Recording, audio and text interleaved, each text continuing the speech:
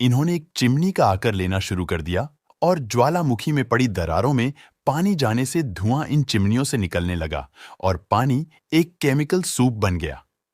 इसी बीच पानी में समाहित केमिकलों के बीच ऐसा रिएक्शन हुआ जिससे माइक्रोस्कोपिक जीवन का प्रारंभ हुआ।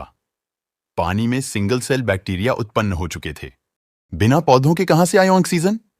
इस सवाल का जवाब जानने के लिए हमें 3.5 बिलियन साल पहले जाना पड़ेगा। ये वो समय था जब समुद्र की निचली सतह पर चट्टानों जैसे पड़े पत्ते उग रहे थे। इन्होंने एक कॉलोनी बना ली थी और इन पर जीवित बैक्टीरिया थे। इन पत्तों को स्ट्रोमेटोलाइट कहा जाता है। ये बैक्टीरिया सूर्य की रोशनी से अपना भोजन बनाते हैं। इस प्रक्रिया को प्रकाश संश्लेषण फोटोसिंथेसिस कहते हैं, जिसमें यह सूर्य की किरणों की ताकत से कार्बन डाइऑक्साइड और पानी को ग्लूकोज में बदल देता है, जिसे शुगर भी कहा जाता है। इसके साथ ही ये एक सहोत्पाद बाय प्रोडक्ट छोड़ता है जो कि ऑक्सीजन गैस होती है। समय की गति के साथ सारा सागर ऑक्सीजन गैस से भर गया। ऑक्सीजन के कारण पानी में मौजूद लोहे को जंग लगी, जिससे लोहे के अस्तित्व का पता चला। लहरों के ऊपर ऑक्सीजन वायुमंडल में प्रवेश कर चुकी थी। यही वो गैस है जिसके बिना धरती पर जीवन असंभव है। धरती के घूमने का समय भी कम होता रहा। दिन बड़े होने लगे। 1.5 बिलियन साल पहले दिन 16 घंटे के होने लगे थे। कई मिलियन साल बाद सागर के नीचे दबी धरती की ऊपरी सतह कई बड़ी प्लेटों में बंट गई। धरती के नीचे फैले लावा ने ऊपरी सतह को गतिमान कर दिया। इस गति के कारण सारी प्लेटें आपस में जुड़ गई और बहुत विशाल द्वीप तैयार हुआ।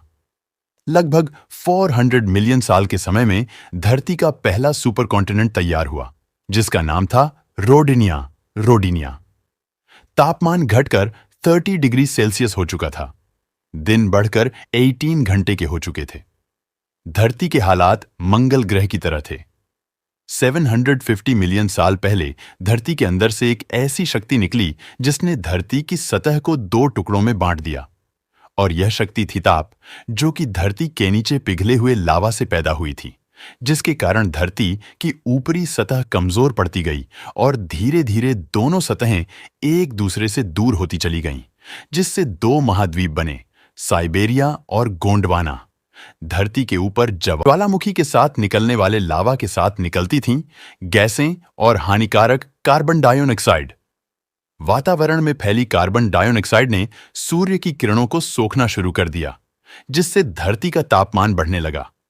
बढ़ते तापमान के कारण सागर के जल से बदल बने की उपस्थिति में मिलकर अम्ल वर्षा एसिड रेन की बारिश के साथ आने वाली कार्बन डाइऑक्साइड को चट्टानों और पत्थरों ने सोख लिया।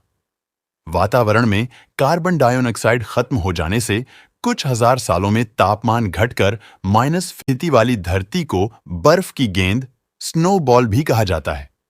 चारों तरफ बर्फ हो जाने के कारण सूर्य की किरणें धरती से परावर्तित रिफ्लेक्ट हो जाती थीं और तापमान बढ़ नहीं पाता था। If you like my video, then please follow me, friends, and please subscribe to my YouTube channel so that you can get the full information of the universe. Thank you.